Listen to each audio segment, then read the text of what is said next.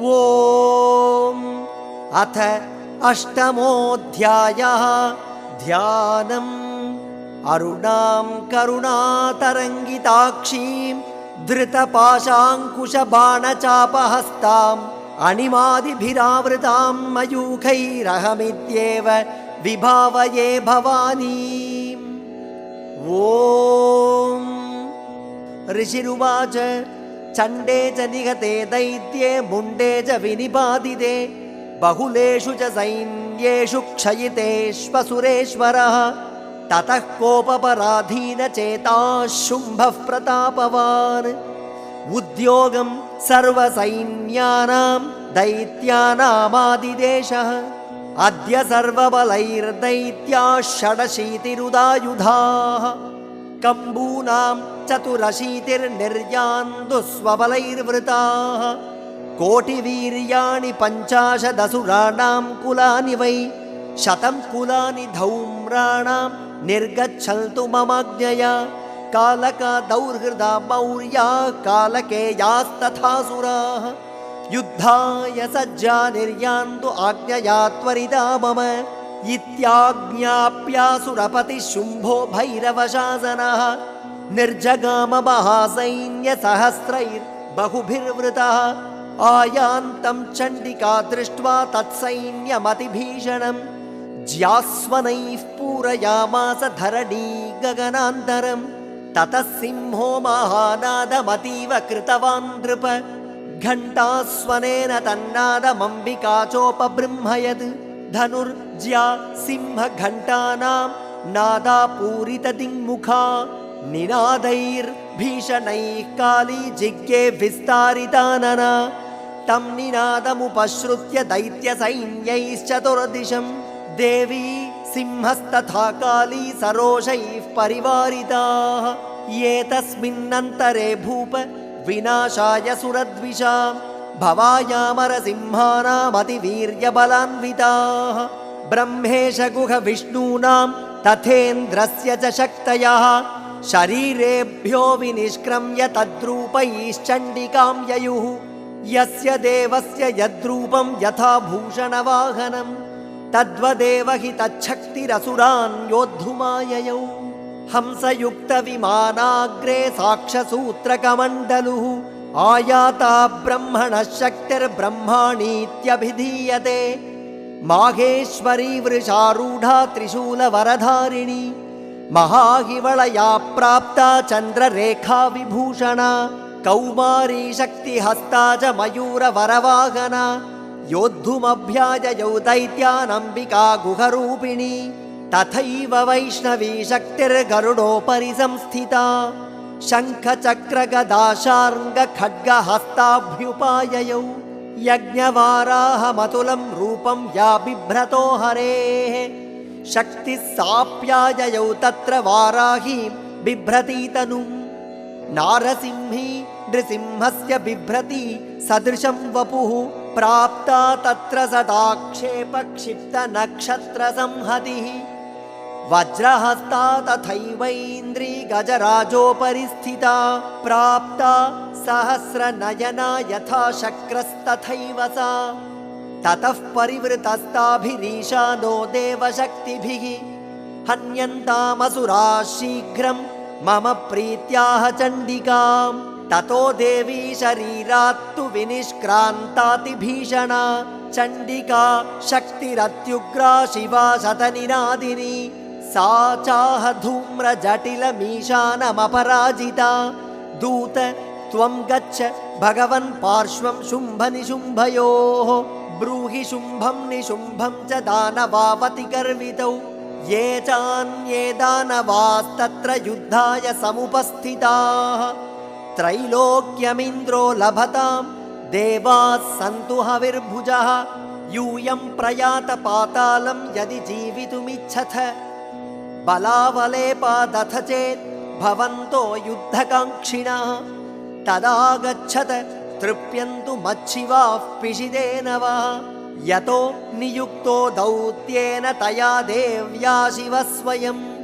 शिवदूतीति लोकेऽस्मिंस्ततः साक्षातिमागता तेऽपि श्रुत्वा वचो देव्या सर्वाख्यातं महासुराः अमर्षा पूरिता जग्मुर्यत्र कात्यायनी स्थिता ततः प्रथममेवाग्रे शरशक्तिवृष्टिभिः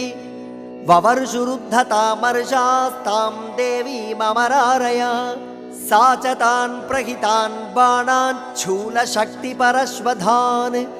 चिच्छेदलीलयाध्मात धनुर्मुक्तैर्महेषुभिः तस्याग्रतस्तथा काली शूलपातविदारितान् खट्वाङ्गपोथितांश्चारीन् कुर्वती व्यचरत्तदा कमण्डलुजलाक्षेपहतवीर्यान् हतौजसः ब्रह्माणी चाकरोच्छत्रून् येन येन स्म धावति माहेश्वरी त्रिशूलेन तथा चक्रेण वैष्णवी दैत्यान् जघान कौमारी तथा शक्त्यातिकोपना ऐन्द्री कुलिशपातेन शतशो दैत्यदानवाः पेतुर्विदारिताः पृथ्व्यां रुधिरौघप्रवर्षिणः तुण्डप्रहारविध्वस्ता दंष्ट्राग्रक्षतवक्षसः वारागमूर्त्यान्यपतंश्चक्रेण च विदारिताः नखैर्विदारितांश्चान्यान् भक्षयन्ती महासुरान् नारसिंही चचाराजौ नादापूर्णदिगम्बरा चण्डाट्टहासैरसुराः शिवदूत्यभिदूषिताः पेतुः पृथिव्यां पतितांस्तांश्च खादाथ सा तदा इति मातृगणं क्रुद्धं मर्दयन्तं महासुरान्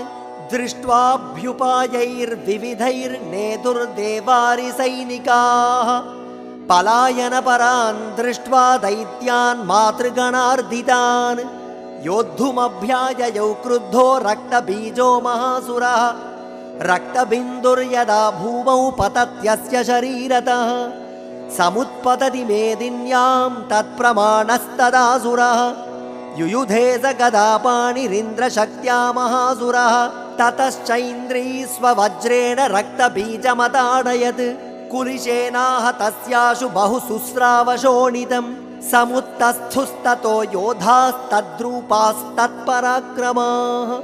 यावन्तः पतितास्तस्य शरीरात् रक्तबिन्दवः तावन्तः पुरुषा जातास्तद्वीर्यबलविक्रमाः ते चापि युयुधुस्तत्र पुरुषा रक्तसम्भवाः समं मातृभिरत्युग्रशस्त्रपातातिभीषणम् पुनश्च वज्रपातेन क्षतमस्य शिरो यदा पवाह रक्तं पुरुषास्ततो जाताः सहस्रशः वैष्णवी समरे चैनं चक्रेणाभिजघानः गदया ताडयामास ऐन्द्रीतमसुरेश्वरम् वैष्णवी चक्रभिन्नस्य रुधिरस्रावसम्भवैः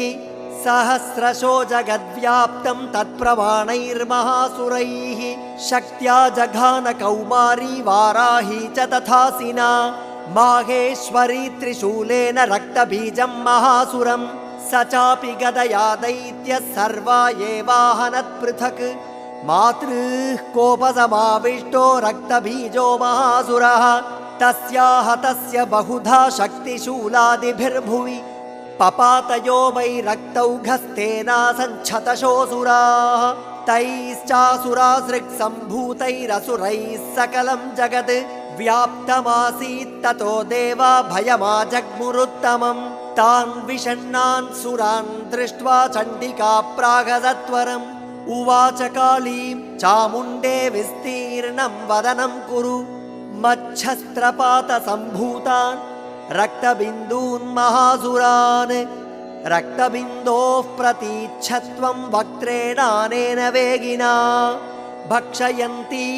चररणे तदुत्पन्नान् महासुरान् एवमेष क्षयं दैत्यः क्षीणरक्तो गमिष्यति भक्ष्यमाणास्त्वया चोग्रा न चोत्पत्स्यन्ति चापरे इत्युक्त्वा तां ततो देवी शूलेनाभिजघानतम्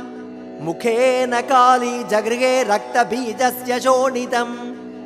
ततो सा वाजघानाथ गदया तत्र चण्डिकाम् न चास्या वेदनां चक्रे गदापातोऽल्पिकामपि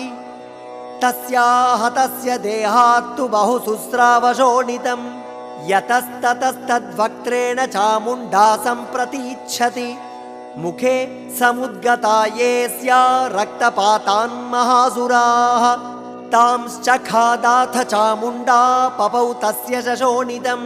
देवी शूलेन वज्रेण बाणैरसिभिर्वृष्टिभिः जघान रक्तबीजं तं चामुण्डा पीतशोणितं सपपात महीपृष्ठे शस्त्रसङ्घसमाहतः नीरक्तश्च महीपाल रक्तबीजो महासुरः ततस्ते हर्षमतुलमवापुस्त्रिदशा नृप